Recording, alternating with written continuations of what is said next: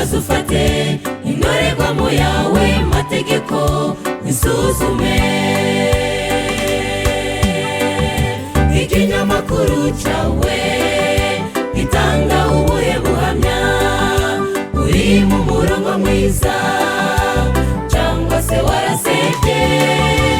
Niba usanze warayobye inzira, garuka kwa Yesu.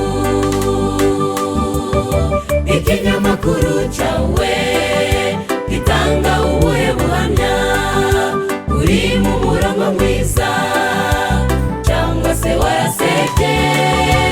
Niba usanze warayobye inzira, garuka kwa Yesu.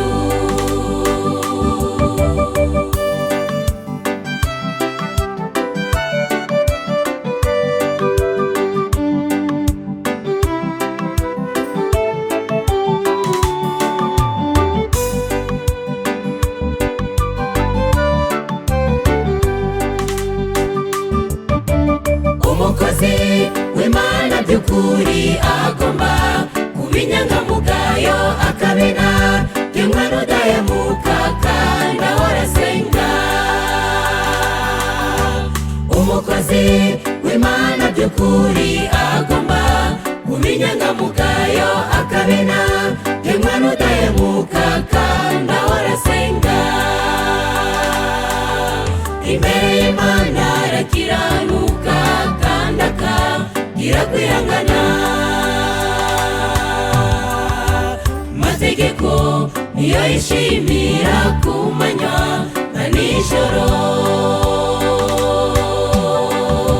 Ikinyamakuru cyawe gitanga ubuhe buhamya? Uri mu murongo mwiza cyangwa se warasebye? Niba usanze warayobye inzira, garuka kwa Yesu.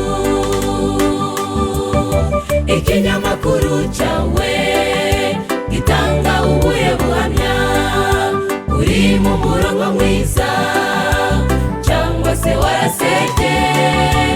Niba usanze warayobye inzira, garuka kwa Yesu.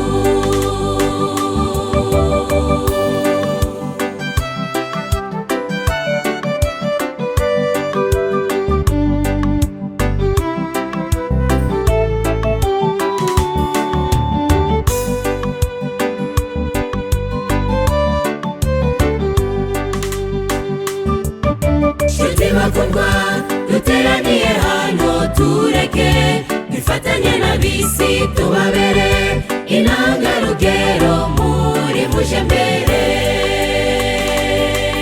Nshuti bakundwa duteraniye hano, tureke bifatanye n'ab'isi, tubabere intangarugero muri muje mbere. Migendere yacu ibikwiriye abana bemerwa n'Imana.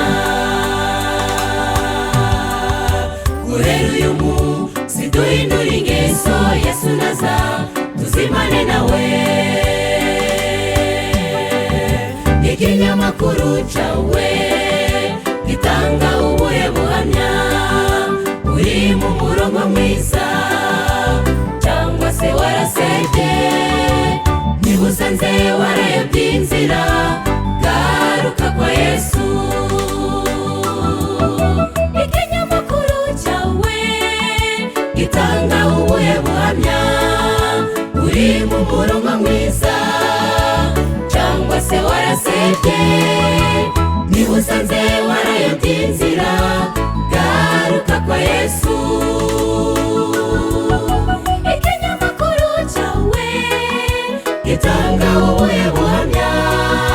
Uri mu murongo mwiza cyangwa se warasebye?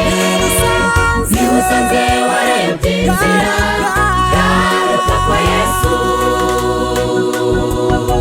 Ikinyamakuru cyawe gitanga ubuhe buhamya? Uri mu murongo mwiza cyangwa se warasebye? Niba usanze warayobye inzira,